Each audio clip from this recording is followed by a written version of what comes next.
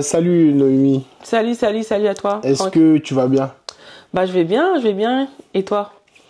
Si tu vas bien, je vais aussi bien. Est-ce que tu peux te présenter devant les personnes qui vont te découvrir dans le podcast, s'il te plaît? Bah je m'appelle Noémie. Pour me présenter brièvement, en fait je travaille dans les banques d'investissement, donc à titre professionnel, je travaille dans les banques d'investissement, je gère plusieurs milliards d'euros par an et à côté je suis marchand de biens, donc j'ai des activités de marchand de biens pour lesquelles je fais de l'achat-revente. Il faut bien préciser parce que les gens ils vont dire marchand de biens c'est trop dur comme français. Marchand de biens, pour donner un peu plus de substance, je pourrais dire en fait c'est de l'achat-revente. C'est l'objectif en fait de trouver des biens pour lesquels je peux les valoriser et les revendre rapidement. L'objectif c'est de faire du cash rapidement. Ah donc en gros c'est pour générer beaucoup plus de plus-value. Exactement, beaucoup plus de plus-value. Tu t'en fous du patrimoine quoi. Clairement, je m'en fous. Clairement, ça m'intéresse pas du tout. Moi, je suis pas dans la team qui veut s'accaparer des biens. Moi, je suis plutôt dans la team qui veut vraiment avoir de l'argent. Ouais, bah, t'as raison. Après, c'est subjectif. Et avant de commencer, vraiment, avant de parler de l'immobilier, je voulais te poser certaines questions.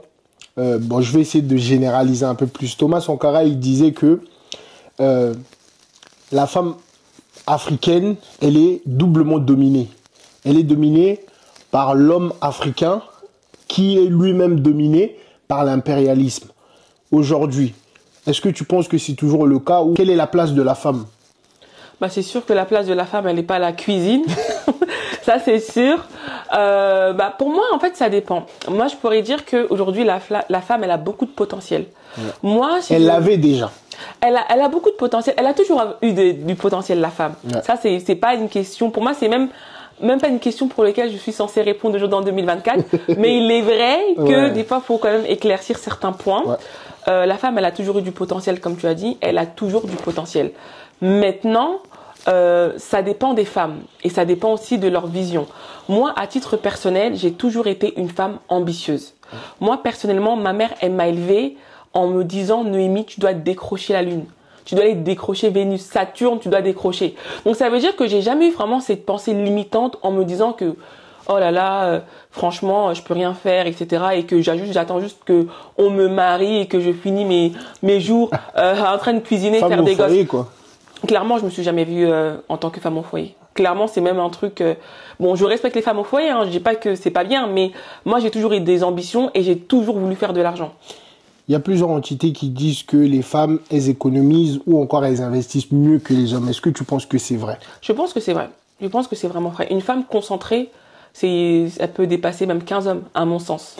Une femme qui est concentrée, ça veut dire qu'une femme qui est vraiment concentrée... Moi, je doute pas parce que j'ai pu le voir aussi. Moi, par exemple, ma grand-mère, elle avait plus d'argent que mon grand-père. Qu'en fait, quand tu regardes même en Afrique, les femmes qui font beaucoup d'argent, c'est souvent les femmes qui sont commerçantes. Ouais. Quand tu regardes bien, les femmes qui sont commerçantes, qui vendent dans les marchés, elles font beaucoup plus d'argent que des fois que même leurs maris qui ont des travails de bureau. Ou des fois même qu'ils ont d'autres types de travail. Ouais. Donc franchement, une femme concentrée, c'est vraiment une femme puissante. Et par exemple, si je prends le cas dans ma famille, j'ai eu une tante qui n'est plus là malheureusement, mais c'était une femme qui faisait beaucoup de commerce. Et par elle-même, elle a pu acheter des biens, elle a pu avoir des maisons, envoyer ses enfants à l'école. Et clairement, malgré qu'elle a pu avoir l'occasion d'être avec, parce qu'elle a fait 2 mariages, la personne en question dans lesquels je parle, elle a pu se marier avec des hommes qui avaient beaucoup d'argent. Ces hommes-là, c'est pas eux qui les ont aidés, qui l'ont aidé plutôt à mettre ses enfants à l'abri, à avoir tout ce qu'elle a pu avoir de son vivant. Donc pour moi, en fait, une femme qui est concentrée et qui sait où elle va, elle peut faire des grandes choses. Et limite, ça va vraiment, et c'est là qu'il faut pas vraiment tomber aussi dans le féminisme hyper extrémiste. Donc du coup, les femmes même limite, elles n'ont pas besoin d'un homme, hormis pour aller se multiplier. Oui, mais exactement. Oui, mais toi tu dis ça, mais moi je vois qu'il y a des femmes qui se disent qu'elles n'ont pas besoin d'être des femmes fortes ou des travailleuses. Elles préfèrent laisser leur homme aller tout chercher. Elles préfèrent être des femmes au foyer, prendre 2, 3 ans si elles le veulent quand elles ont des enfants. Mais là, en fait, je sais pas, il y a des femmes qui veulent que les femmes elles soient un peu plus libres. D'autres femmes, elles veulent vraiment que les femmes elles restent que dans la case de t'es la femme de quelqu'un. Ah, les histoires de t'es la femme de quelqu'un là. Ah. Sur TikTok, je vois, tu sais. Mais le problème aujourd'hui, et je pense que en fait toutes les femmes n'ont pas tous le même type d'homme. C'est ça qu'il faut comprendre. C'est qu'aujourd'hui en fait souvent en fait tu vas prendre des conseils d'une femme sur TikTok, ça s'applique pas à toi. Cette femme-là peut-être qu'elle dit ça parce qu'elle sort avec un mec qui est hyper fréqué. Voilà, c'est vrai. Mais aujourd'hui en fait, si Dieu a fait la grâce à cette femme de sortir avec un mec qui a les moyens et que par elle-même elle s'est dit que j'ai pas envie de travailler, c'est pour elle-même. Mais aujourd'hui t'en connais combien des femmes qui sortent avec des mecs qui sont de l'argent? Il n'y en a pas beaucoup. Il n'y en a pas beaucoup. C'est-à-dire que le problème des réseaux sociaux aujourd'hui, c'est qu'on a fait d'une minorité une vérité générale. Surtout, on a fait de notre cas une généralité. Exactement. Ouais. Ça veut dire que, comme tu es en train de l'expliquer si bien, c'est que une personne, elle va venir sur les réseaux en disant oui, moi je préfère être une femme au foyer, etc. Mais quand tu vas gratter, tu vas te rendre compte que elle sort avec quelqu'un qui a quand même de l'argent, qui a quand même des moyens, etc. Mais c'est pas donné à tout le monde. Ouais. Et j'ai envie de te dire aussi, moi clairement, même si je sortais avec quelqu'un qui avait vraiment énormément de moyens, je ne me vois pas rester à la maison. Ça veut dire que, clairement, rester à la maison, être là à jouer la bobonne et être la bonne petite femme de quelqu'un, personnellement, moi, à titre personnel, c'est pas quelque chose qui m'intéresse. Ça veut dire que, aujourd'hui, je pense que quand on vient au monde, Dieu nous a donné un potentiel. Et malheureusement, il y a énormément de femmes parce que, en fait, elles sont dans des dogmes, parce qu'elles ont écouté leur grand-père, leur grand-mère, et même des fois dans les églises, on perpétue cette image de faut que tu sois une bonne femme pour ton mari, il faut que tu sois calme, etc., etc. Et donc du coup, personnellement, après, tu te retrouves en fait ces femmes-là quand tu vas vraiment les parler en off. Est-ce qu'elles sont vraiment épanouies? En fait, on parle d'épanouissement, d'être heureuse. Est-ce que tu es heureuse vraiment quand ton mari, franchement? Et puis même pour ne pas te couper, et puis même quand ton mari il fait, et toi tu es à la maison, le jour où il est plus là, comment tu fais? Justement, les femmes, c'est ça le pire. Mais c'est justement, c'est encore un autre sujet. Le problème aussi dans la communauté afro, on parle jamais de la mort. On parle jamais de la mort, on parle jamais aussi du fait que ton mari peut-être aujourd'hui malheureusement il peut faire faillite, il peut se retrouver avec un handicap, il peut plus travailler, il peut plus se retrouver comme avant. Et on l'a vu avec la série Desperate Housewives avec Gabi. Quand son mari, au bout d'un moment, il avait, c'est une série très très connue, mais justement, ça parle justement de différents types de femmes au foyer. Ouais. Et à un moment donné, il y a un personnage principal où elle se retrouve avec son mec qui avait beaucoup d'argent. Et elle vivait que de son argent. C'était la femme hyper belle, etc. Et à un moment donné, elle se retrouve avec son mari qui n'avait plus les moyens. Donc, elle a dû se retrousser les manches et les partir travailler. Donc, le problème, c'est qu'on pense pas au futur et on a l'impression que tout ce qu'on a aujourd'hui, ça va être éternel. Pas forcément. D'où pourquoi je pense qu'à un moment donné, on doit aussi être une épaule pour nos hommes. Ouais. Et moi, j'aime pas ce discours un peu trop de certaines femmes. Ouais, moi, si le mec il gagne 1500 €, je vais faire quoi avec lui? Ah ouais, moi de toute façon, j'en ai rien à cirer. Faut que le mec il soit là pour. C'est pas de l'amour en fait. Non, mais c'est de l'amour à profit. Moi, clairement, je le dis. Et pourtant, je fais beaucoup de sous. Mais moi, je suis encore une personne qui croit en l'amour. Bon, faut vraiment qu'on rentre dans le vif du sujet là. Pourquoi t'as choisi l'achat-revente et non l'immobilier locatif ou encore commercial? Pourquoi ça? Moi, personnellement, j'ai choisi l'achat-revente parce que j'ai fait les calculs. J'ai fait des calculs et je me suis vite rendu compte qu'entre guillemets, l'investissement locatif, c'était nul, c'était pété. Clairement, en vrai de vrai, si tu veux vraiment faire de l'argent avec ça, vraiment, faut y aller. Non, mais c'est vrai. Je dis pas que c'est impossible de faire de l'argent avec l'investissement locatif. Je mais qu'est-ce qui t'a dégoûté? Mais moi, j'étais pas intéressée, clairement. Je vais pas te mentir. Tu me l'as déjà dit. Tu voulais pas avoir un patrimoine, mais est-ce que tu as eu peur parce qu'en France, on protège beaucoup les locataires, c'est encore ça, et parce que les biens peuvent être abîmés. Est-ce que c'est tout ça qui a pu faire le contraste ou? Non, c'est juste que je trouvais qu'on gagnait pas assez. Okay. C'était une histoire d'argent, c'était pas une histoire de, c'est une histoire de rentabilité, c'est une histoire de qu'est-ce que moi je voulais. C'est-à-dire que le problème d'aujourd'hui, il y a beaucoup de personnes, surtout dans la communauté afro, de certaines femmes moi je parle des femmes parce que c'est vraiment ma cible et je sais qu'on a un fort potentiel, qui vont acheter leur petit appartement à 240 000 € en Île-de-France et elles pensent qu'elles ont tué le game parce qu'elles sont propriétaires. Et je pense qu'en fait... Elles ont une petite voiture. Ouais, une petite voiture, un petit sac, elles sont hyper belles. En général, elles sont... Vraiment, il n'y a rien à dire niveau beauté. Et elles pensent qu'elles ont tué le game parce qu'elles ont leur petit appart, leur petite voiture, leur petit sac et une fois par an, elles partent en vacances, elles pensent que c'est ça la vie. Elles ont acheté une résidence principale? Une résidence principale ou un investissement locatif, dans tous les cas, j'ai envie de te dire, dès lors que tu as un prêt derrière, la maison, elle t'appartient pas. Oui, elle appartient à la banque. Oui, elle appartient à la banque jusqu'à ce que tu finisses les 20 ans ou les 25 ans de crédit. Et moi, je me suis rendu compte que ça m'intéressait pas. Et pour venir vraiment, on va même un petit peu développer cette partie-là. Les gens qui font de l'investissement locatif, quand tu regardes globalement, je donne un exemple, hein, on va parler factuel. Les chiffres ne sont pas forcément bons, je regarde pas les taux d'intérêt, mais je donne un exemple bateau pour que tout le monde puisse comprendre. Par exemple, tu vas prendre un logement. Ça veut dire que tu vas prendre un logement pour faire de l'investissement locatif. T'es en Île-de-France, t'as vu un appartement, on va dire à 190 000 euros, 200 000 euros, on va arrondir à 200 000 euros. Et clairement, tu vois que tu prends un F2 en région parisienne dans lequel tu veux faire de l'investissement locatif. On va dire que clairement, tu t'es rendu compte que pour cet appartement, tu pouvais le louer à 1 500 euros par mois. Ok. À 1 500 euros par mois. Donc, tu pouvais le louer à 1 500 euros par mois. Sauf que toi, tu vas emprunter de l'argent à la banque et la banque te dit, OK, tous les mois, tu vas me rembourser 1 000 euros. 1 000 euros, 1 100 euros, on va dire 1 000 euros. Donc, du coup. Toi, tu as 500 euros dans ta poche. Donc, du coup, dans quel 500 euros dans ta poche? C'est-à-dire que la banque va prendre 1 000 euros. Ah. Donc, ça, c'est déjà la première charge qui oui, après, tu as l'assurance aussi déjà que tu dois payer. Tu as l'assurance. De ton crédit, ouais. Tu as la taxe de copropriété. Ouais. Et c'est ce qui a saigné les gens sur TikTok aujourd'hui, ils ont commencé à pleurer. Tu utilises la taxe foncière. Oui, voilà. La taxe foncière. Ouais, la taxe foncière de 1 500 euros que les gens se sont tapés. Donc, 1 500 euros, on va dire que tu étales ça sur 12 mois. Je vais faire un calcul, moi, je vais étaler sur 10 mois. Pour que ça soit simple pour les calculs, ça fait 150 euros. Ouais. Donc, 150 euros que tu enlèves sur les. Tu te fais peut-être 300 balles, disons, max. Taxe de copropriété, c'est combien par mois? En général, 50 ou 80 euros, ça dépend. Ça dépend dans quel type de copropriété tu es. Ensuite. Et puis même, quand il y a des travaux du locataire, tu dois intervenir. Voilà. Quand il y a des impayés. Exactement, tu dois intervenir. Ta dette. Et aujourd'hui, j'ai envie de te dire, je suis désolée de te dire ça, mais la majorité des locataires, surtout dans certains secteurs en France, c'est des rageux. Les locataires, certains, c'est des rageux. Ouais, ils font les choses exprès. C'est-à-dire qu'ils partent du principe que tu es propriétaire, donc tu es riche. Ouais. Or que non, des fois, en fait, tu es le premier propriétaire de ta famille. Ouais. Et donc, tu es là, tu as fait un investissement, tu es parti emprunter de l'argent à la banque. Et en fait, ils vont faire les choses exprès. Ils vont te dégrader l'appartement à un niveau.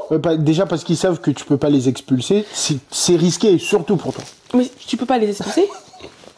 La France, elle protège les locataires. Les locataires. Les assurances, parce qu'il y a beaucoup d'influenceurs qui vont dire oui, etc. Il y a l'assurance des loyers impayés, là. Wow. Mais déjà de 1, justement, ça te run encore ta marque. C'est-à-dire que tu as deux assurances. Tu as l'assurance des loyers impayés plus l'assurance PNO propriétaire non occupant. Parce que tu dois quand même prendre une assurance même si tu n'occupes pas l'appartement.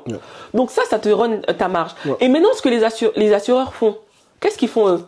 Je suis désolée, c'est un peu des chiens entre guillemets. Pourquoi? Parce que en gros, si aujourd'hui tu vas voir l'assureur et tu vas leur dire, écoutez, le mec il m'a pas payé, ils vont te dire, ok. Ils vont te mettre une franchise, ils vont dire ok, il n'y a pas de problème, donc il faut que d'abord que tu nous justifies que le locataire ne t'a pas payé pendant 3 mois d'affilée avant que nous on intervient. Donc ça veut dire que si tu n'as pas de trésorerie, c'est qui paye? Et en général, les gens qui ont un investissement locatif, ils ont aussi leur propre appartement. Donc du coup, pendant 3 mois, tu dois accumuler. Et des fois, il y a des gens, des locataires, comme ils ont des difficultés, ils vont faire quoi? Janvier, ils payent. Février, ils payent pas. Mars, il paye. Donc, ça veut dire que tous les 2 mois, tu as un loyer. Donc, l'assurance, ça va pas marcher. Et c'est là que tu te retrouves dans des situations compliquées. Ouais. Ceux qui commencent à jouer un peu avec toi en mode, aujourd'hui, ils payent, 2 mois après, ils payent pas, après, ils repayent. Parce que les assureurs vont te demander des justificatifs. Donc, t'es relevé pour que tu prouves que tu n'as pas eu, etc. Donc, à la fin, tu fais comment? Moi, j'ai lu un livre de Olivier Seban, je sais pas si ça dit comme ça. Ouais, tu connais.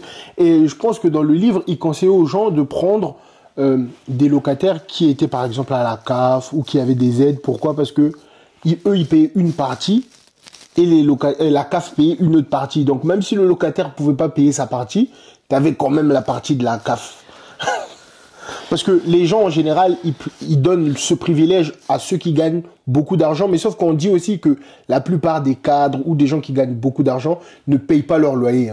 Ils préfèrent économiser, vu ils gagnent beaucoup d'argent, pour pouvoir acheter eux-mêmes leur maison. Mais ils utilisent votre appartement. Et après, j'ai envie de te dire aussi, prendre des locataires qui perçoivent des allocations comme la CAF, c'est souvent des locataires, malheureusement, qui travaillent pas ou qui sont dans une situation de précarité. Et je suis pas là en train de stigmatiser, mais c'est la vérité. Ce type de profil qui va des fois dégrader aussi ton appartement. Parce qu'ils savent pas c'est quoi être investisseur, ils savent pas c'est quoi se donner les moyens pour donner un appartement. Et c'est pour ça que tu vas voir que des fois il y a certains propriétaires, tellement ils sont fatigués, ils deviennent des marchands de sommeil. Non mais c'est vrai. C'est en mode, ils vont faire des montages. C'est-à-dire que ils ont été je dis pas que eux tous, il y en a c'est des marchands de sommeil depuis le début, on n'avait rien à cirer. Mais il y en a d'autres, ils sont devenus mauvais parce qu'ils ont tellement été déçus par l'investissement locatif qui deviennent des marchands de sommeil, des appartements insalubres. C'est pas leur problème, des cafards, punaises de lit. Tu leur dis que la chaudière elle a pété, c'est pas leur problème. Pendant 6 mois, tu vas te débrouiller. Ils en ont rien à cirer. Donc ça veut dire qu'aujourd'hui, maintenant, quand tu es investisseuse et que tu fais de l'investissement locatif et que des fois tu as envie de faire les choses bien, donner vraiment un cadre, c'est-à-dire que l'appartement il est bien entretenu, tu t'as vraiment fait un effort sur la décoration, etc. Tu vas te rendre compte que franchement, tu vas faire tout ça des fois pour peanut. Sur TikTok, combien de fois je vois des vidéos où il y a des propriétaires, ils récupèrent leur appartement, c'est pas les 1000 € de caution qui suffit à réparer tout, ils sont en train de pleurer. Mais tout à l'heure, on en parlait. Je te disais que, et même pour des crédits, je trouvais que si on pouvait juste enlever le taux de pourcentage et qu'on mettait en euros ou en dollars, genre, pour essayer d'avoir un crédit. Parce qu'il y a des gens qui ont un problème avec les pourcentages. Il peut voir 1%, 2% ou 3%. Lui, dans sa tête, voilà, ils comprennent pas vraiment. Comment est-ce que toi, tu expliques ça? En fait, ils comprennent pas, mais ils peuvent poser des questions. Aujourd'hui, quand tu fais un emprunt bancaire... Oui, mais le banquier, il est là pour te vendre.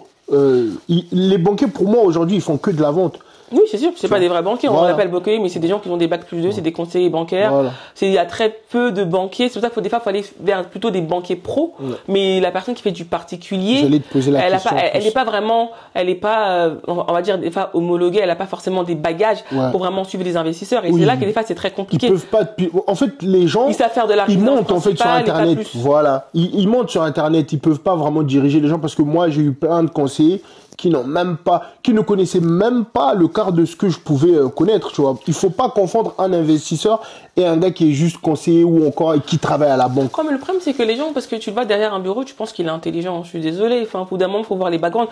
Un conseiller, enfin, je minimise pas leur métier, hein, des banquiers. Il y a des banquiers qui sont excellents. Mais quand tu regardes quand on appelle conseiller particulier, c'est des gens qui gèrent des comptes. C'est-à-dire que la majorité du temps, ils vont te proposer un livret un peu. En fait, on les a formés pour te proposer un certain type de produit. Mais certains types de produits ne correspondent pas forcément à une personne qui veut s'enrichir. Voilà. Moi, clairement, combien de fois que moi, mes salaires passent à la banque. Et moi, à tous les coups, de toute façon, à chaque fois que je change de conseiller, parce que à la banque, je sais pas, tous les 3 ans, tu as un conseiller qui saute. Moi, je déteste ça. Et donc, du coup, là, maintenant, je suis passé dans on va dire, un service premium où je leur ai dit, écoutez, moi, j'en ai marre que vous me changez tout le temps des banquiers. C'est eux-mêmes qui m'ont proposé ça par rapport à mes revenus. Et donc, du coup, j'ai toujours la même personne qui me suit. Donc, mais du coup, je paye quand même un surplus. C'est pas le simple abonnement. Et par contre, soit moi quand on m'appelle, on m'a dit ouais, écoute Madame Noémie, on voudrait vous proposer des placements. Non, je leur dis clairement, je suis pas intéressée. Bien sûr. Et clairement, c'est là que je commence à embrouiller même la banquière. On va dire écoutez, moi je gère plusieurs milliards, je fais ça. J'ai un bac+6, bac+5, j'ai une double maîtrise. Enfin, qu'est-ce que tu vas m'apprendre? Mais moi, et parce qu'en fait, je suis dans cette position où je peux clairement lui dire que j'ai des compétences et j'ai des connaissances parce que c'est mon travail. Moi-même, je fais gagner de l'argent à des gens qui sont multimilliardaires. Je travaille pour des institutions. Donc, c'est-à-dire que moi, mais quelqu'un qui s'y connaît pas. J'ai une question. Ouais. Mais moi, je connais des gens qui disent que ils travaillent à la banque, qui disent qu'ils investissent pour des gens qui ont de l'argent, qui gèrent les patrimoines, tout ça. Mais c'est pas parce que tu gères un patrimoine que tu t'y connais. À la banque, normalement, il y a un truc, je sais pas comment dire. Il y a une liste des choses que tu dois faire pour ce genre de personnes. Ou encore pour les investissements que tu dois faire. Moi, par exemple, à la banque, mon conseiller me disait achète des actions à la FDJ, mais j'ai dit jamais de la vie. Moi, même en bourse, je veux que des entreprises qui sont à part. Je veux rien qui est avec l'État, parce que l'État donc c'est aussi ça qu'il faut dire aux gens, parce que la plupart des personnes pensent que les conseillers sont là pour les orienter. Ils sont pas là pour orienter. Ils font du mieux qu'ils peuvent. Voilà. Clairement, ils ont pas été formés. Ils sont plus vendeurs. C'est pas des. Il y en a qui ont une formation de gestionnaire de patrimoine, tu vois. Mais ils sont pas là pour vraiment t'enrichir. Ils vont vraiment te proposer des placements qui sont des fois rémunérés. Parce qu'en fait, le problème, c'est que s'ils vont te proposer des placements qui, si toi-même tu le faisais en indépendant, tu vas gagner beaucoup plus. Pourquoi? Parce que quand les gens disent ouais, elle va ouvrir un PEA, un plan d'épargne d'action, c'est bien, mais en fait, le problème, c'est qu'ils se graissent derrière les frais, ils se graissent, il y a un courtier derrière. Donc à la fin, tu vas voir, ton portefeuille. Non, mais je dis pas que c'est mauvais. Non, ça dépend maintenant ce que tu fais avec. Mais c'est pas, moi, je dis pas que c'est mauvais. Mais je dis que, et c'est pour ça que, tu vois, regarde, la dernière fois, il y a une personne qui est venue en coaching. Oui, mais ça, c'est sur le long terme. C'est sur le long terme. Voilà. Mais regarde, Franck, une dernière fois, il y a une personne qui est venue me voir sur le coaching et qui m'a dit, oui, écoute, elle a pris un call avec moi et elle m'a dit, écoute, Noémie, j'hésite entre l'investissement locatif et l'achat-revente. Et elle me dit, ouais, qu'est-ce que tu me conseilles? Et moi, clairement, je lui ai dit, mais en fait, je suis pas là pour prendre une décision à ta place. Il faut savoir ce que tu veux. Oui.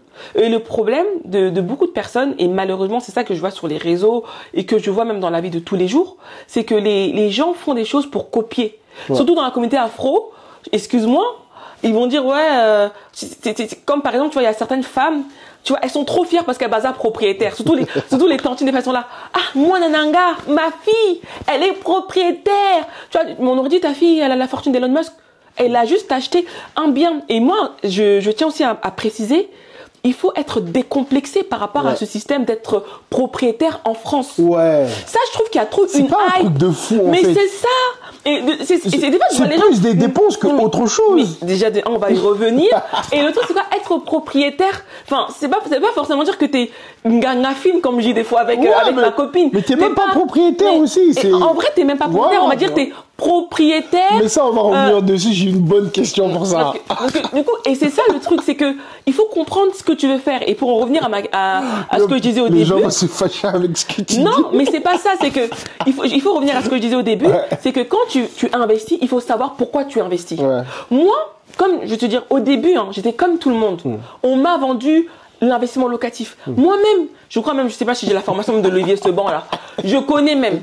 C'est-à-dire que moi-même, au début, je voulais faire de l'investissement locatif parce que on m'a tellement fatiguée. Ouais. Pour moi, j'avais dit, waouh, c'est l'Eldorado. Mais quand je me suis assise et j'ai commencé à faire mes calculs, j'ai compris que le propriétaire, c'était pas moi. Moi, j'étais propriétaire par procuration. Ouais. Le vrai propriétaire, c'était le banquier. Tu seras propriétaire dans 20 ans. Dans 20 ans, dans 25 ans, quand j'aurai 55 ans et que je serai fatigué. Ouais. Et que là, à 55 ans, t'as plus les mêmes objectifs que quand t'as 30 ans. Bon, par rapport à tout ce qu'on a dit là. Oui. Déjà, on a sauté un truc. Ouais. Par rapport au taux d'intérêt. Oui. Est-ce qu'on pourrait pas, ça serait pas mieux de le changer, de le mettre en euros que de le laisser en pourcentage? Et comment est-ce que par rapport à tout ce qu'on a dit, on peut lutter contre l'inflation?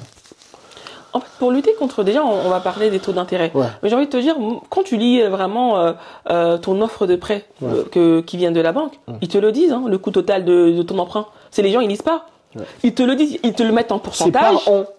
Mais les gens, ils pensent que c'est sur les 20 ans. Non, ils te le mettent le coût total sur les 20 ans. Ouais. Ils te le mettent. Il faut lire. Ouais. Je sais pas si c'est à la deuxième ou troisième page. Ouais, mais ça serait mieux quand même de le mettre en euros quand même. Non, ils le mettent en euros. Ils le mettent. Oui, mais non, mais il faut le dire aux gens, par exemple, que le taux d'intérêt, c'est, par exemple, en ce moment, je crois que ça baisse là. Je crois qu'on est dans les 3 et quelques. La dernière fois que moi j'ai pu voir, c'était 3,77. Oui, c'est ça, 3,65. Okay. Mais il faut préciser aux gens que ça sera par an. Quand tu payes ça, et tu mets le taux d'intérêt et ça te fait tant en euros. Comme ça, la personne va bien parce qu'une personne qui ne connaît pas ne va pas capter, tu vois. Et comment on peut faire grâce à tout ce qui arrive pour lutter contre l'inflation? Pour lutter contre l'inflation, il faut investir. Seulement. Mais c'est l'investissement qui va te permettre de contrer l'inflation. Le problème d'aujourd'hui, c'est que les gens laissent dormir leur argent soit dans des comptes chèques qui sont rémunérés et qui sont même pas rémunérés, ils laissent tomber. Assurance vie, quoi. On est numéro 1 en Europe. Oui, mais moi, je suis désolée. Moi, j'ai pas toute cette merde, excusez-moi du terme. Tu connais Charles Gave? Il me dit quelque chose, oui. Oui, il disait que en France, les gens, on avait beaucoup de milliards dans les assurances vie parce que les gens, ils avaient peur en cas de guerre de prendre de l'argent dans les comptes des gens. Et eux, ils le cachent dans leur compte ou en assurance vie pour le bloquer. Mais sauf que après, l'État peut prendre encore l'argent de ton assurance vie pour le réinjecter à l'État. Oui, mais le problème, c'est quoi? C'est qu'il faut comprendre la mentalité des Français. Les Français, ce sont des gens qui ont, en général, peur d'investir. Ouais. C'est des gens qui sont très conservateurs. Et la mentalité française fait que c'est pas comme les Américains. Ouais, les Américains, ils prennent des risques. Nous, on n'aime pas prendre des risques. Ouais, mais là, je trouve que ça évolue quand même. Ça commence à évoluer parce qu'il y a une démocratisation, parce que les gens en ont marre. Ouais. Tu gagnes 2000 €, tu t'en sors pas à la fin du mois. Ouais. T'arrives pas à payer les factures. Juste là, je suis partie me coiffer il y a 2 jours. Là, dans 3 jours, c'est Noël. Ouais. Je suis partie me coiffer. Moi, à l'époque, quand j'étais petite, j'allais me coiffer dans les salons, mais les 5 derniers jours avant Noël, mais c'était blindé. Mais si je te dis que c'était vide, j'étais la seule cliente du salon de coiffure. Pour te dire, elles étaient 4 sur ma tête. Tellement comme j'ai demandé des longues tresses comme ça, elles étaient 4. Ouais. Mais moi, je me souviens, il y a en 2015, même avant, oui, les gens ont toujours eu des soucis d'argent. Mais là, en 2024, c'est là que j'ai vraiment compris que c'était chaud. Et les gens venaient que pour des petites prestations. Faites-moi juste un peu les sourcils. Bon, faites-moi juste des nattes collées. Je vais juste mettre la perruque. C'est chaud. Et à un moment donné, il y a la boss du salon de coiffure qui prend un appel. Et elle dit, je crois que c'est peut-être une de ses consoeurs qui fait aussi, qui a un salon, qui dit, écoute, toi, c'est comment? Parce que moi, c'est vide. Elle a dit, ah, même moi aussi, c'est vide, c'est mort. Franchement, là, on bosse pas. Pour te dire, on est 4 coiffeuses sur une seule cliente. Il y a personne qui vient. Donc, je sais pas comment on va faire. Elle m'a dit, on espère que peut-être les deux derniers jours avant Noël, peut-être qu'il y aura un sursaut et que les gens vont venir. Et c'est là que j'ai commencé à comprendre qu'il y a un problème. Et quand j'ai discuté avec la dame en question, je lui ai dit, ça a été comme ça toute cette semaine. Elle m'a dit, franchement, Noémie, c'est compliqué. Elle m'a dit, on arrive à peine à s'en sortir. Donc, c'est pour te dire qu'il n'y a pas d'argent. Voilà. Mais il n'y a pas d'argent. Pourquoi? Parce que les salaires n'augmentent pas. Mais les prix des denrées alimentaires, les prix de l'électricité, le coût de la vie augmente. C'est ça l'inflation, c'est quand le coût les choses augmentent, mais ton salaire il reste pareil. Bon, il augmente, mais pas beaucoup, quoi. Ah, non, il augmente pas autant que les prix. Parce que l'inflation, en général, c'est 2 à 3% par an. C'est de la merde. Qu'est-ce qu'on te dit? On te dit que l'inflation c'est 6-7%, mais quand tu vois que ton paquet de pâtes, il est passé de 1 euro à 2 euros, là on parle pas de 6% d'augmentation. Ouais. Mais j'allais te poser aussi une question. Là, je prends vraiment, je prends vraiment mon temps parce que je profite du talent. Oui. Parce que t'es un talent, tu vois. Merci. Quand on parle avec toi, on apprend, tu vois. Même je connaissais 2-3 trucs, tu vois. Je suis pas nouveau, mais je t'apprends des choses, tu vois. Bon, peut-être que toi aussi t'apprends, je sais pas. Mais est-ce que tu penses que les crédits de consommation, c'est bien ou c'est toxique? Parce que j'ai vu un monsieur qui vendait des formations sur TikTok. Il demandait à un des gars qui était dans le live, oui, mais ne prends pas le crédit immobilier, prends ton crédit de consommation. Est-ce que pour toi, tu conseilles aux gens de prendre des crédits de consommation? Ça dépend pour faire quoi. Peu importe. Pour t'acheter une voiture. Non, mais en fait, si tu prends un crédit de consommation pour consommer, bah, je te dis c'est de la merde. Mais clairement, je te dis c'est de la merde. Clairement, là, il n'y a pas de mots. Oui, après, nul. Si tu prends un crédit conso pour construire une petite maison au bled que tu vas faire non, non. louer, là, est-ce même que ça... le bled, là, faut non, ça même. Exemple, ça dépend. Moi, je te donne cas Un par exemple. cas. Ok. Si c'est pour tu veux construire une maison au bled pour faire louer ou construire, je sais pas, un commerce. Parce que ici en France, je sais pas, avec un crédit de conso, tu vas t'acheter quoi comme baraque, ça coûte cher. Tu peux. Oui, mais acheter quoi, un terrain ou une maison, ou en tout cas une grange. Moi, ma première grange, ma première opération. Mais moi, je te dis, j'ai acheté en Ile-de-France. Il y a une vidéo même sur mon compte Instagram. Mon premier bien où j'ai gagné 70 000 euros, c'était un bien à 50 000 euros. Oui, mais tu l'as acheté en quelle année? Je l'ai acheté. Attends. Voilà. Aujourd'hui, moi j'ai vu même. Non, il y en a encore un. Là, on est venu me solliciter en off-market où c'est une grange où je peux diviser ça en 2 maisons. 49 900. Oui. Et en Ile-de-France, 45 000 euros. Ouais, crédit conso 50 000, ça passe, je crois. C'est jusqu'à 75 000 euros. Ouais, 75 000 euros. Ouais. Donc après, moi, je suis clairement contre le crédit conso si c'est pour faire de l'AD. Si c'est pour faire de l'AD, clairement, je te dis, n'y va pas. Mais des fois, c'est triste à dire et je l'ai remarqué. Des fois, honnêtement, la banque, elle va te dire non pour un crédit IMO, mais elle accepte un crédit conso à 75 000. Et c'est là que tu comprends que clairement, des fois, la banque, elle est pas là pour que tu t'enrichisses. Ah ouais. Et donc, du coup, des fois, après, il faut être... Ouais, mais ils sont là pour rentabiliser. La banque, elle te prête de l'argent. Hein. Ils sont pas là pour t'aider. La banque, elle t'aide pas. Hein. Lui, il te donne de l'argent, lui, il gagne sur toi, et toi, tu gagnes ton business. Ils sont pas là pour te rendre service. Parce que tu as des gens, quand ils viennent demander des crédits, ils pensent que ils disent merci aux conseillers, ils achètent un champagne. Grave, moi, paquet de gâteaux, moi, chocolat. J'achète si je veux. Mais moi, je le fais. Oui. Moi, je le fais parce que en tant que. Mais si tu veux, je le c'est fais pas en tant obligé. qu'investisseur. En fait, c'est une terme de. En fait, moi, je le fais. Par exemple, que si j'ai un crédit, je viens systématiquement avec une boîte de chocolat. Vraiment que je te parle pas des Kinder. Hein, je te parle de quelque chose que je suis partie chez un chocolatier avec une belle bouteille de vin. Pourquoi? Parce que moi, je vais sur le futur.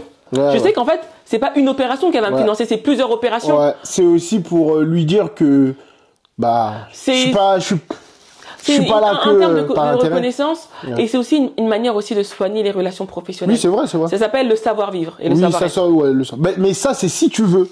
T'as des gens, ils pensent qu'ils sont obligés. Voilà. Non, t'es pas obligé. T'en as même qui stressent. Ah, mais on n'a pas acheté. Non, tu dois.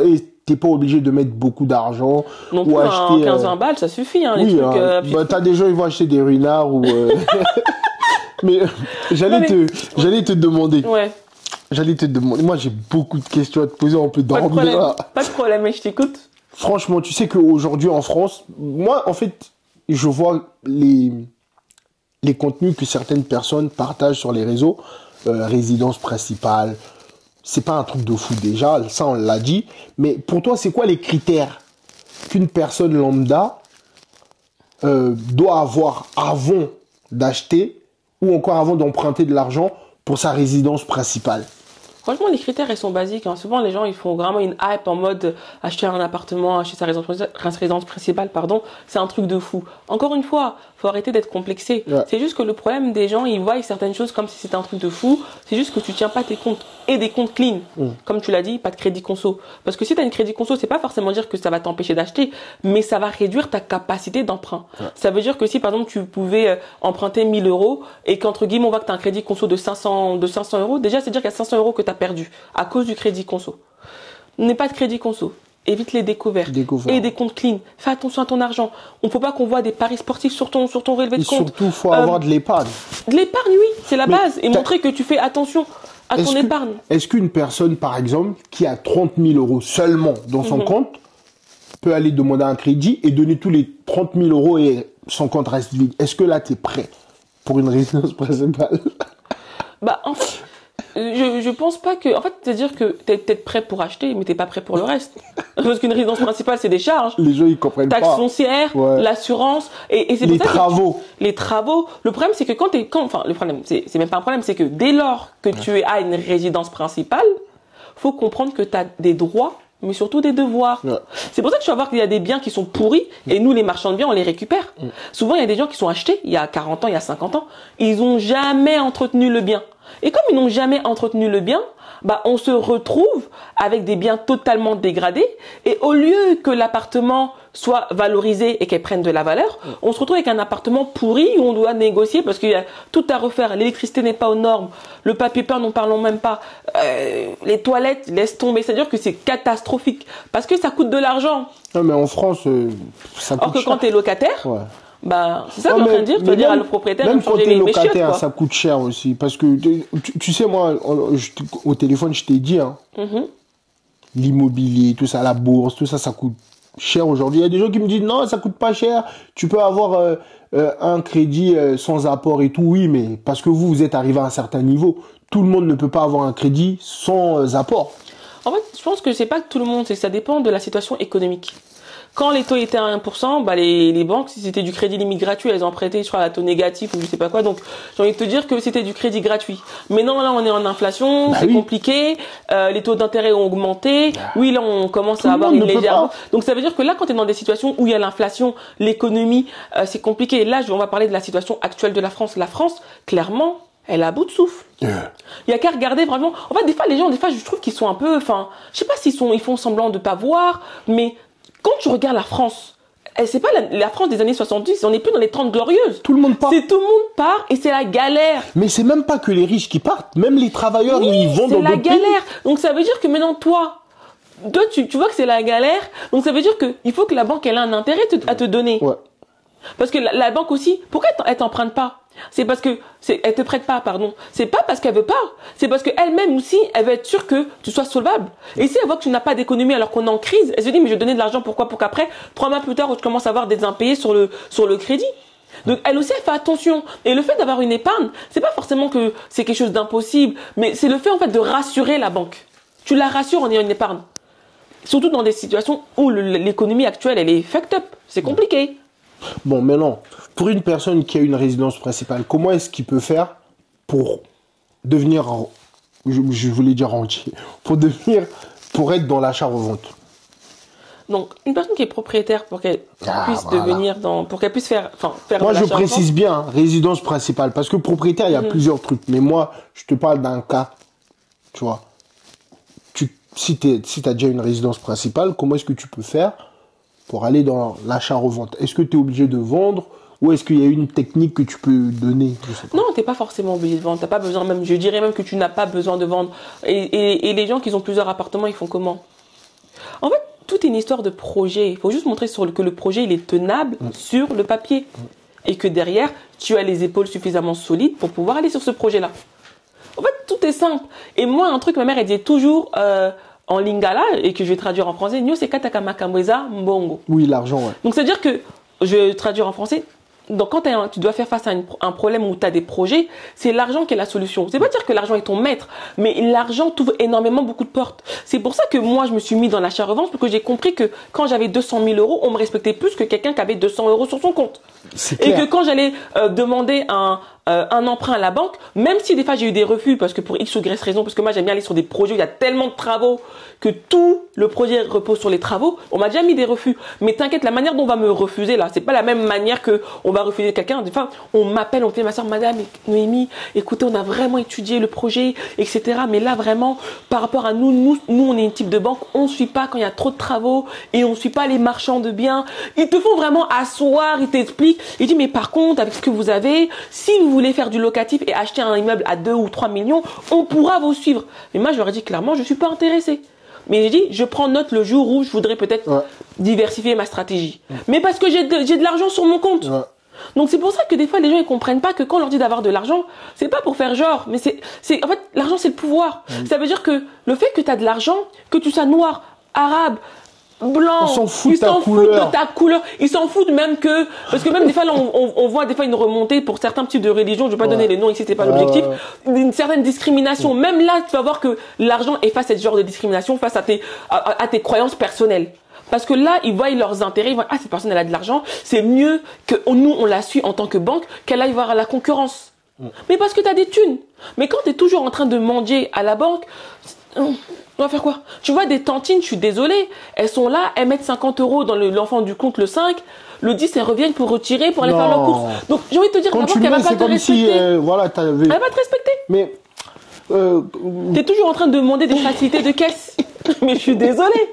À partir d'un certain moment, il faut se donner les moyens de nos ambitions. Mais est-ce que toi aussi tu fais de l'achat divisé et revente? C'est-à-dire? Genre t'achètes, tu divises, par exemple t'achètes cet endroit, tu divises. Bien sûr. Et c'est une stratégie dans l'achat-revente. Ça s'appelle de la division. Tu vas prendre une maison qui est hyper grande et que tu sais que tu peux faire plusieurs appartements. Tu fais plusieurs appartements, tu mets les compteurs, tu divises par lot. Et des fois, c'est même plus intéressant. Pourquoi? Parce que tu vas voir que les petites surfaces se vendent plus cher que les grandes surfaces. Oui. Et c'est là que tu gagnes ton argent. Dans l'achat-revente, il y a diverses stratégies. Il y en a tellement. La division parcellaire, donc tu divises un terrain. La division d'appartements. La division de maisons. La rénovation. La construction. Il y a tout type de... Donc maintenant, ça dépend là où tu veux aller. Tu sais, je suis choqué. Je regardais le prix du mètre carré dans ma ville. Le prix du mètre carré des appartements, ça coûte plus cher que des maisons. Oui, ça m'étonne pas. Franchement, je savais pas.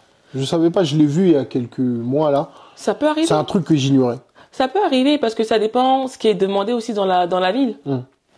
Ouais, franchement, on a une très bonne petite ville. Je vais pas dire. C'est ça. Ville, mais... Donc, et des fois, il faut voir ce qui est plus demandé sur la ville. Et comme on dit, c'est la loi de l'offre et de la demande. Mais maintenant, toi, par exemple, dans ton accompagnement, parce que toi, tu fais pas que du coaching. Ouais. Toi, il y a aussi un accompagnement. Exactement. Qu'est-ce que tu proposes, par exemple, si moi, moi-même d'abord, je veux venir. Oui. Je veux venir, par exemple. Comment est-ce que c'est quoi que tu peux m'aider sur quel terrain? Déjà, dans l'immobilier. Déjà de 1, je peux t'aider sur plusieurs terrains. La connaissance. D'accord. Le problème de beaucoup de personnes, pourquoi ils restent pauvres, c'est qu'ils n'ont pas la connaissance. Dans la Bible, il y a marqué « Mon peuple périt par manque de connaissance ». Mais les gens, là, c'est pas... Eux, ils ont juste pris ce verset-là, connaissance biblique. Oui, ils vont te citer Bible, Genèse, oui, Apocalypse, Jean 2, tout ça. Non.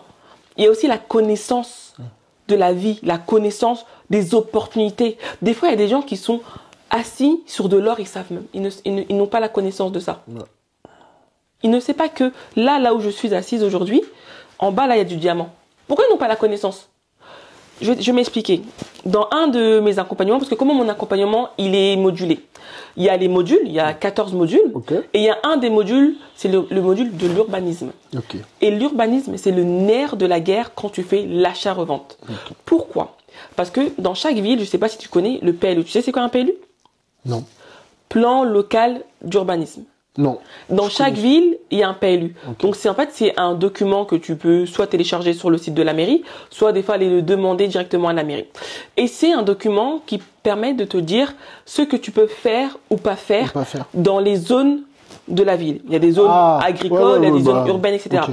Et donc du coup, par exemple, je vais donner juste un exemple.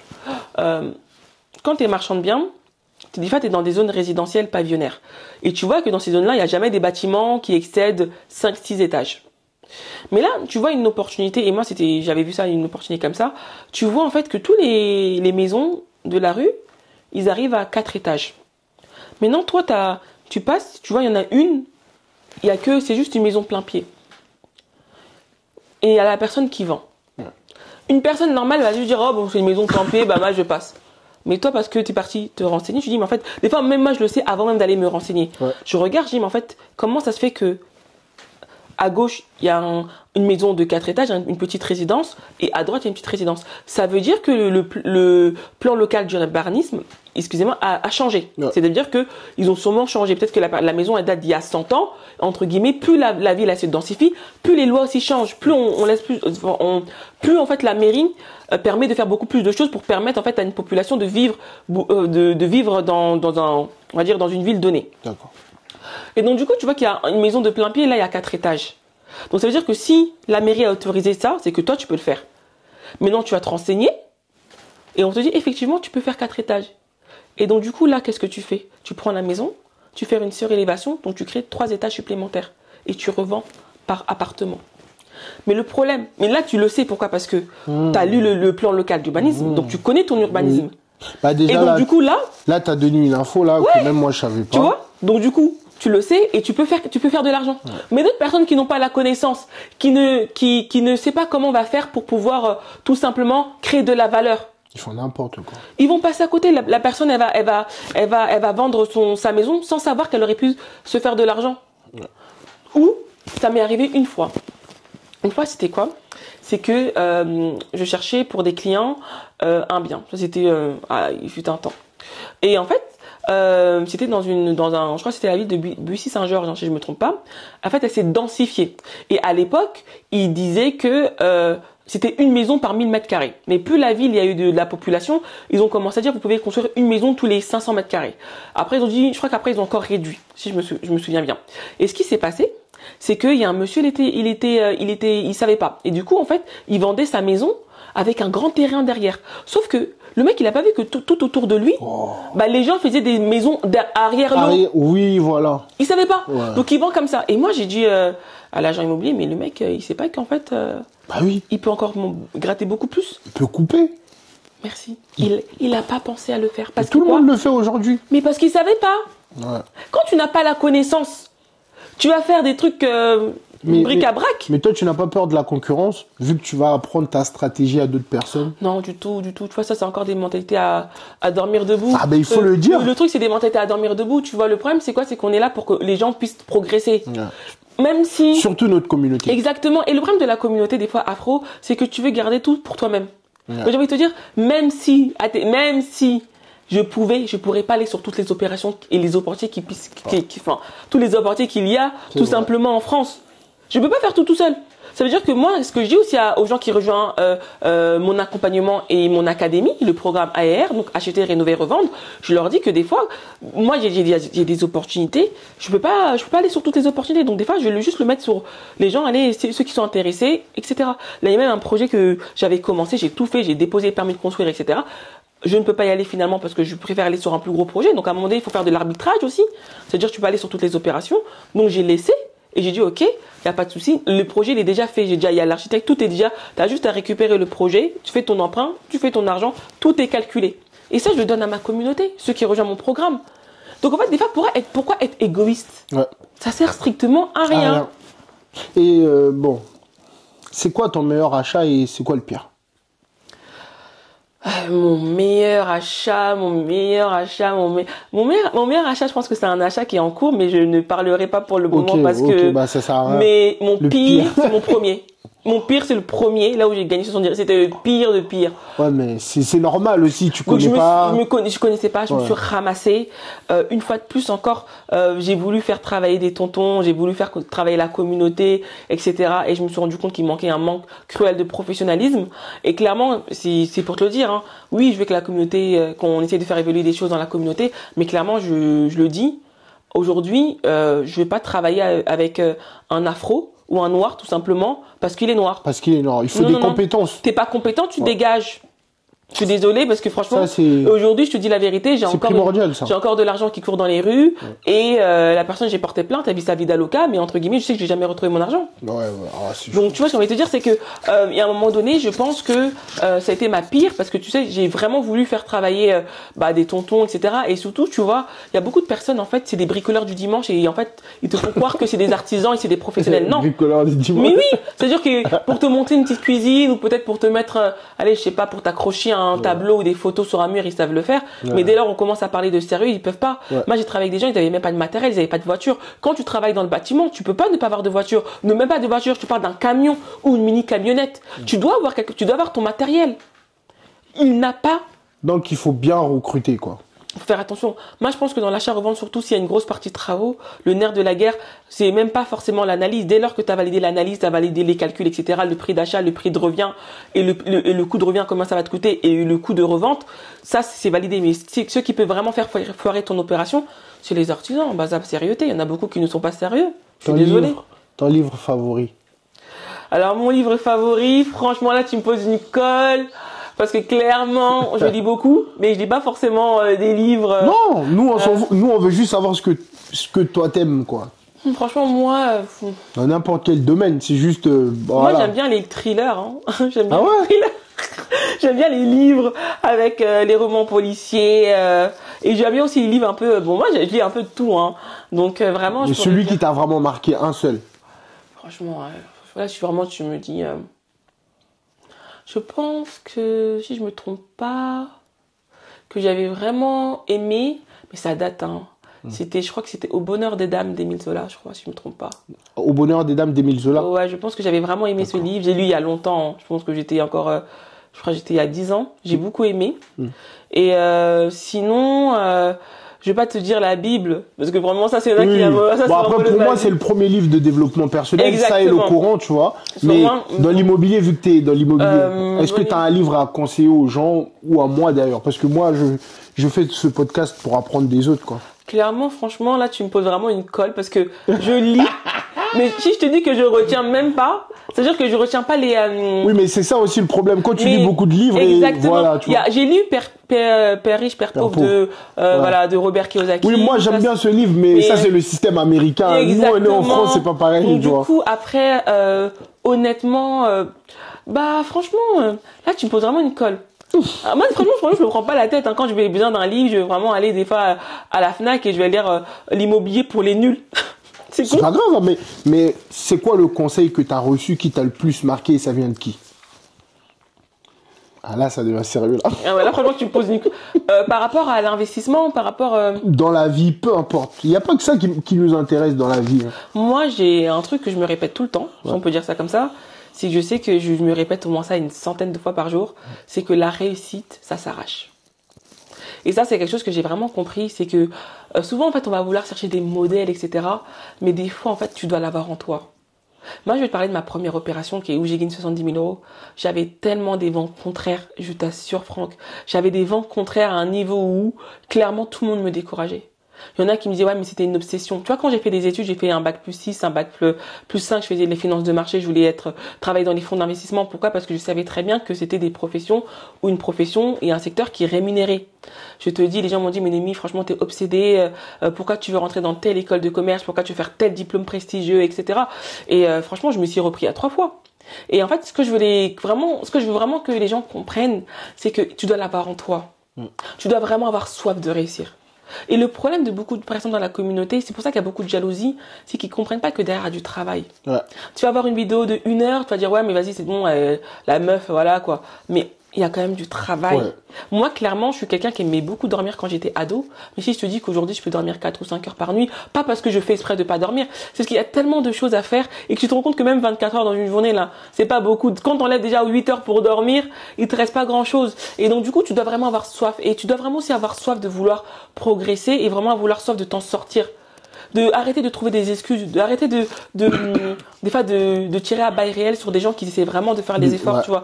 Et un truc que j'aimerais beaucoup rajouter, je sais pas si c'est une question que tu pourras peut-être me poser, je pense qu'on devait en discuter, c'est surtout ce que certaines personnes font des réseaux sociaux. Ouais, notre communauté surtout. Ils font... En tant que Congolais, en plus, on est des deux Congos. Ouais. C'est vraiment important parce que aujourd'hui, j'ai trouvé qu'il y avait une guerre. Moi, j'appelle ça une guerre de pauvres. Sur Internet, et que les deux se tiraient dessus. Ils sont vraiment dans les trucs de clash. Même nous, tu vois, des fois, on fait des vidéos, on parle, il y a des gens, ils coupent, ils viennent, ils vont critiquer, ils vont mal parler de toi. Surtout les étudiants congolais. Hein. C'est vraiment les étudiants congolais qui font ça. Bon, après, il y a aussi d'autres. Ils coupent pour te clasher ou autre, alors que dans la vraie vie, ils ne font rien. Ils font qu'insulter les gens sur Internet. Si on va voir dans leur compte, je pense même pas qu'ils n'ont même 20 000, 10 000 même, bon, 20 000, 5 000. Rien du tout. En fait, il y a que les gens qui font pas de l'argent qui ont le temps d'aller critiquer les gens qui en font. Et ils te disent, bon, moi par exemple, il y a un mec un jour, il m'a dit, il trouvait que j'étais pas soi-disant instru et qu'il voulait faire un débat avec moi. Je dis, mais je vais faire un débat avec toi, pourquoi? T'as rien fait dans la vie. Tu vois, si on vient en France, t'as rien acheté, t'as rien à ton nom. On va au bled, t'as rien acheté, t'as rien à ton nom. T'as pas d'argent dans ton compte. Même si t'es intelligent, ça te sert à quoi en fait? Être intelligent, c'est juste de l'intelligence, mais sans matériel. Je trouve ça inutile en fait. Mais le problème, c'est quoi? C'est que des fois, en fait, c'est malheureux, hein, mais en fait, notre communauté encore, surtout la communauté congolaise, elle est encore trop dans le divertissement. Et c'est ça qui tue. Là. Pourtant, on a des gens brillants, et ça, je le sais. Des gens, mais ils sont invisibles. Ils sont invisibles parce que, comme on dit, il n'y a que les tonneaux vides qui font du bruit. Et c'est eux qui prennent la place sur Internet. Des gens qui vont t'instruire et qui vont dire des choses sensées, tu vas pas les voir. On va aller écouter Enfin, comment tu peux expliquer que toi, tu es là, tu vas faire un live de 15 heures du temps sur TikTok. C'est vrai, hein? Pour aller critiquer des gens. Pour donner de la matière, comme ils aiment dire. Alors que tu as des gens qui gèrent des matières premières de ton pays. Grave, laisse tomber, mais Non, mais je te jure, ils font des clashs. En fait, mais c'est ridicule. Pourquoi est-ce que moi, je vais venir sur Internet pour me mettre en spectacle et ne rien apporter sur le marché? Si je dois parler, c'est pour apporter quelque chose à ma communauté. Mais c'est parce que le problème, surtout sur TikTok, il y a une rémunération sur TikTok. Ouais. Il y en a qui suivent les 400 euros, les 500 euros, les 300 euros que TikTok peut leur rémunérer parce que Franchement, c'est des gens vraiment compliqués. Noémie, je préfère rester à ma place. Je préfère même aller au travail, toucher le SMIC, que de passer ma vie sur TikTok pour gagner ça. Et quand le jour ils vont couper, tu fais comment? Je préfère même être smicard que ça. Parce que au moins, je sais d'où mon argent il vient. Tu gagnes ton argent dignement, t'es pas là pour critiquer les gens. Sur les lives, à force de gagner, ça va te pousser à dire des choses que plus tard tu vas regretter. Oui. Ça va te pousser dans des clashs, dans des histoires, même dans des amitiés que tu vas regretter demain. Et ça, les gens, ils ne le savent pas. Mais j'ai pas envie de rester focus sur ces banalités-là. C'est pas des gens. Non, mais il faut juste savoir que aujourd'hui, avec Internet, les gens, ils font du business. Même sur TikTok, les gens, ils font. Moi, par exemple, je suis e-commerçant. J'ai utilisé TikTok pour faire de la pub. Mais sauf que quand je viens, je vois que certains de nos frères n'ont pas compris. Je me dis, bah, tant pis pour eux. Non, mais en fait, aujourd'hui, de toute façon, le nerf de la guerre, c'est le digital. C'est-à-dire qu'aujourd'hui, maintenant, tu peux énormément faire de l'argent avec le digital. Pas plus tard que quelques jours, je crois qu'il y avait une pote à moi qui me disait oui et tout. En fait, il y a une meuf, elle vend un livret qui aide les femmes à concevoir. Elle vend son livret 50 euros.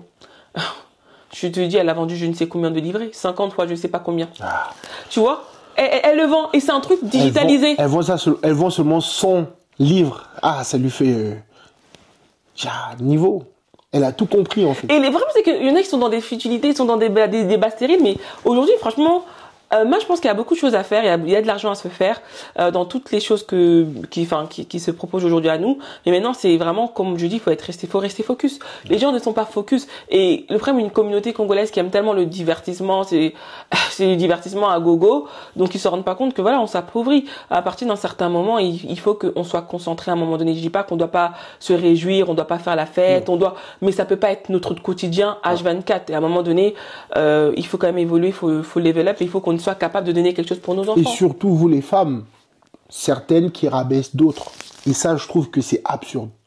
Oui. Une femme qui vient devant la caméra pour dire que sa copine est sortie avec tant de mecs, que sa copine a avorté, que sa copine a trompé. Il y a des choses, même quand on a des problèmes, ça doit rester entre nous. Il y a une loyauté quand même. Moi, il y a des frères avec qui je ne parle plus. Je les protégerai toujours. Parce qu'on a été ensemble. Ils m'ont donné à manger. Je les ai donnés à manger ou à boire, peu importe. Mais j'ai l'impression qu'il y a plus de loyauté dans notre communauté sur Internet. Hein, parce que je parle pas des Congolais. Tu vois, pour ça que j'essaie de venir chercher des Congolais invisibles comme toi pour venir parler, tu vois. Je pense que, une fois de plus, comme je viens de te dire, c'est juste que ce type de meuf-là, j'ai envie de te dire, où elles mettent leur énergie. Ça dépend où tu mets ton énergie. Ouais. Moi, personnellement, tu me verras pas dans des histoires. Oui, on sait que ça existe, histoires de tromperie, etc. Enfin, mais flemme. Je vais pas venir afficher une personne avec qui j'ai habité parce que la personne. Mais après, on doit se séparer tranquille. Le problème des gens, c'est qu'ils cherchent à avoir des vues pour avoir des vues. Ouais. En fait, non, mais en fait, il faut avoir un business derrière. Il y a des gens, je suis pas forcément par rapport à certains types de vues. Il y a des gens qui font des trucs bizarres sur Internet. Ils ont des vues, ils ont de l'argent, ils savent pourquoi ils font ce qu'ils font. Mais maintenant, aujourd'hui, il y a beaucoup de personnes qui veulent juste avoir de la visibilité pour avoir de la visibilité. Non. Aujourd'hui, il y a un pays à construire. Il y a un avenir à léguer à nos enfants. On a tout à construire dans nos pays. On a tout à faire. Si tu vas au bled, il y a tout à faire. Mais on va toujours être avec des gens qui sont toujours là en train de se critiquer. C'est malheureux, mais en fait, des fois, c'est nous-mêmes qui nous mettons les bâtons dans les roues. C'est triste à dire, c'est que faut vraiment faire attention avec qui tu traînes, avec qui. En fait, les gens veulent pas. En fait, moi je le vois, et c'est ça que je parlais avec Aura que t'as déjà interviewé d'ailleurs. On disait que c'est très vrai bonne que personne. Exactement, mais c'est des gens comme ça qu'on doit écouter dans les lives. Et du coup, elle disait que tu vas faire un live pour parler d'immobilier, de budget. Les gens sont pas intéressés. Mais tu vas faire un live pour parler des histoires de Balthazar. Ils sont 200 000 même. Pour une histoire, franchement, clairement, qui est vieux comme le monde d'un mec qui ken des meufs, quoi. Et comme ça, ils veulent que nos présidents, au bled, gagné rien. Nos présidents vont pas nous prendre au sérieux. Ils vont continuer à faire ce qu'ils ont à faire, à construire l'avenir de leurs gosses. Ils vont continuer à investir pour eux. Nous, on va être là, on va se réveiller un jour. Ah, j'ai fait n'importe quoi.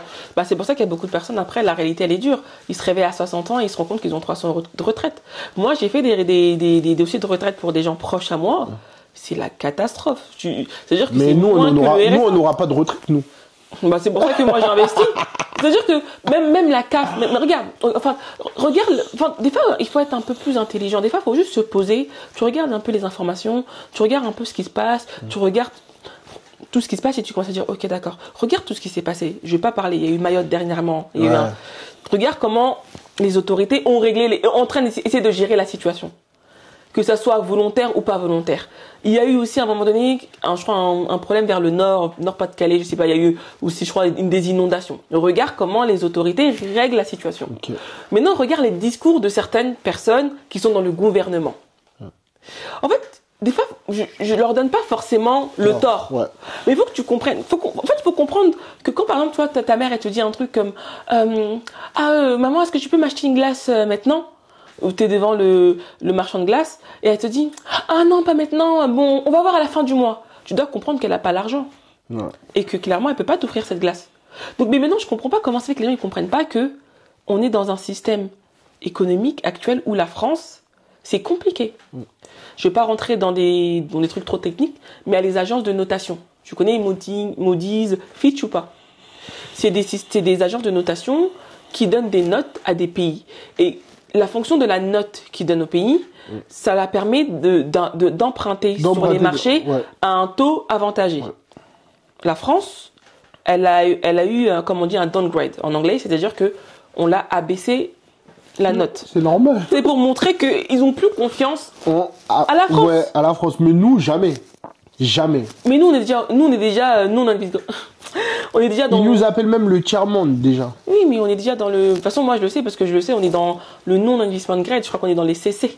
On est vraiment... En gros, ça veut dire que si les gens ils investissent sur la dette congolaise, on leur dit clairement c'est un actif qui n'est pas investissable. C'est-à-dire que tu prends un risque. Si tu sais pas, en fait, il y a un fort taux d'intérêt, il y a un fort taux de rendement, mais parce que tu vas jamais être remboursé. Moi, je voulais acheter des obligations du Gabon et du Congo, mais... Va acheter, tu vas jamais récupérer ton argent. Les taux d'intérêt sont intéressants. Ouais, 10% minimum, tu vois, mais... C'est les 10% pourquoi? Parce que tu vas jamais récupérer, gars. C'est sûr. Mais... Non, mais tu vas jamais récupérer. Moi, je gère des fonds. Clairement, là, j'ai vu, allez, le Maroc. Il y en a qui achètent encore le Maroc. Même République dominicaine. Non, le Maroc, ça va. Ouais, Maroc, ça va. République dominicaine. Je crois ils achètent aussi la dette de la République. Mais Congo, j'ai jamais vu. Togo. Pour te dire, j'ai jamais vu dans mes fonds que je gère une ligne d'un pays africain. À part le Maroc, voilà. Non, même Algérie, je crois que j'ai jamais vu. Non. Mais j'allais te demander, il me reste 2 questions. Oui. C'est quoi la vérité que les gens qui vendent des formations ne disent pas dans l'immobilier? Le problème de ce que moi je pourrais dire des gens qui vendent des formations ou surtout de l'accompagnement, c'est que moi ce qui me saoule un peu des fois, et c'est ce que j'essaie de faire avec ma page, hein, c'est qu'ils ont très tendance à donner une image hyper lisse de l'immobilier. Ouais. Alors qu'il y en a beaucoup en offre qui se ramassent, mais clairement qu'ils ont ramassé les dents dans le bitume. Donc ça veut dire que, bon moi j'ai des expressions bizarres des fois, mais donc en fait le problème de beaucoup de personnes c'est que c'est vrai que tu vas accompagner des gens, c'est vrai que tu veux leur donner de l'espoir, mais je trouve qu'à un moment donné, des fois aussi, il faut leur dire la vérité, il faut leur dire qu'il y a un travail à faire. Ouais. Par exemple, quand on parle de l'investissement locatif, moi j'ai beaucoup de personnes qui viennent en offre, qui me disent, ouais Noémie, j'ai acheté 3-4 appartements, j'ai réussi à aller jusqu'à 4 appartements, mais je me rends compte que je peux toujours pas quitter mon boulot. Tu vois? Et le problème, c'est que il y a beaucoup de personnes qui vont leur vendre, par exemple, oui, t'inquiète pas, tu t'achètes 3-4 appartements, c'est bon, tu quittes ton boulot. Oh. Mais non, en fait, arrête de foutre de la gueule du monde. Même si j'ai 1 million, tu pourras pas. Même si tant que j'investis pas bien, je quitte pas mon travail. Tu peux pas. Et le truc, c'est que même la trésorerie, surtout certains influenceurs, ils vont dire oui, tu peux vivre du cash flow. Le cash flow positif, c'est-à-dire que même si tu as 200 € qui te restent ou 300 €, cet argent-là, il n'est pas là pour que tu le mettes dans ta poche et que tu vas vivre la vie d'aloca. Il faut le réinvestir. Il faut le réinvestir, mais surtout même pas. Des fois, c'est de la trésorerie d'urgence. Oui, c'est-à-dire, c'est quelque chose que tu dois garder à côté parce que quand tu loues ton logement, c'est-à-dire qu'il est utilisé au quotidien. Donc, c'est-à-dire que si on te dit que la chaudière, elle est pétée, il faut avoir de l'argent. Mais ça, c'est aussi un investissement parce que après ça, ton argent, il revient. C'est ça que j'appelle investissement. Quand un propriétaire, il fait de la location, il fait des travaux, son argent va revenir. Ça dépend après comment tu gères. Mais un gars qui a 200, 300 appartements, il a rien à perdre à faire 2-3 travaux. Oui, mais ça, il arrive à un certain niveau pour arriver là. Et après, 200, 300 appartements à crédit ou sans crédit? On revient toujours au même point. Pour moi, pour moi, tu n'es pas, déjà, s'il y a quelque chose qu'il faut que les gens se disent dans leur tête, tu n'es pas rentier si tu as un crédit derrière. Un vrai rentier n'a pas de dette. Ça veut dire si tu as 15 appartements, tu as 15 appartements. Après, ça dépend de la stratégie de chacun, tu vois. En fait, c'est pas une histoire de stratégie. C'est juste qu'il faut pas donner l'illusion aux gens que dès que tu as un crédit derrière, que, entre guillemets, tu peux être rentier. Quand tu es rentier, tu n'as pas de dette sur ton parc immobilier. Il faut se le dire. Moi, ce que j'aimerais bien, c'est même si tu as des dettes, mais ton patrimoine ou encore ton argent est plus élevé que ta dette. Là, tu dors bien. C'est ça. Parce que, en cas de problème, tu as juste à prendre là-bas, t'injectes et... Oh, mais l'argent, il va venir d'où? Ah, mais tu construis. L'argent, Comme tu m'as dit au téléphone, il y a ce qui te rapporte à court et à long terme. Oui. Le court terme. Ok, et c'est quoi qui te rapporte à court terme? Mais tu fais du commerce, je sais pas, moi. Voilà. Mais le truc, hein, il faut le dire. Aujourd'hui, hein, et je le dis et je le répète, ce qui va te faire gagner de l'argent, ça sera toujours un business. Ouais. Tous les gens qui sont hyper riches, c'est un business. Ouais. Et même les gens disent oui, il s'est enrichi avec l'immobilier, il a fait du business. Moi, quand je fais du marchand de biens, c'est une activité commerciale. Quand tu crées une société, c'est une activité commerciale. Pourquoi?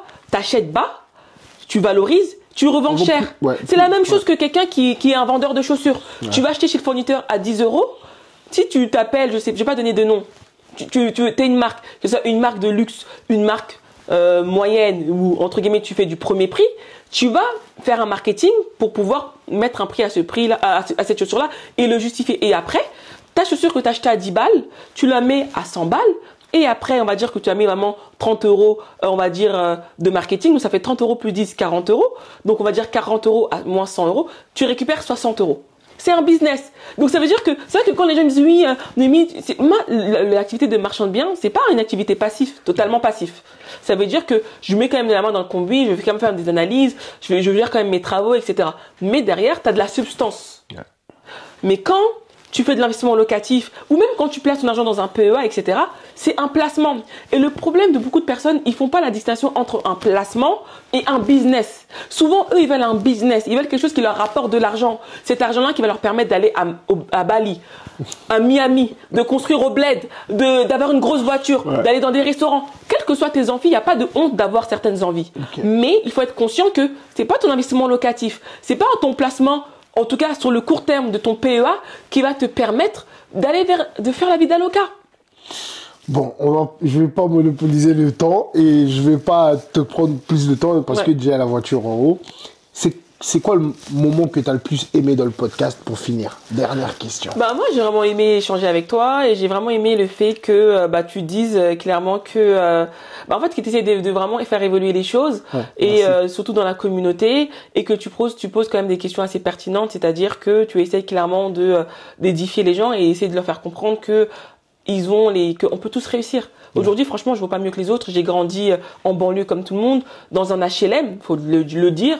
Mais à un moment donné, je me suis dit, il faut que tu aies un déclic. Tu peux pas, en fait, rester comme ça. Il faut que tu évolues. Ok. De toute façon, tu reviens quand tu veux. Et pas de problème, ça marche. C'est un plaisir. Franchement, les gars, faut écouter Noémie. Il y a beaucoup à apprendre et tu vas mourir moins bête. C'est ça. À la prochaine et merci beaucoup. Ciao. Bye. Africa.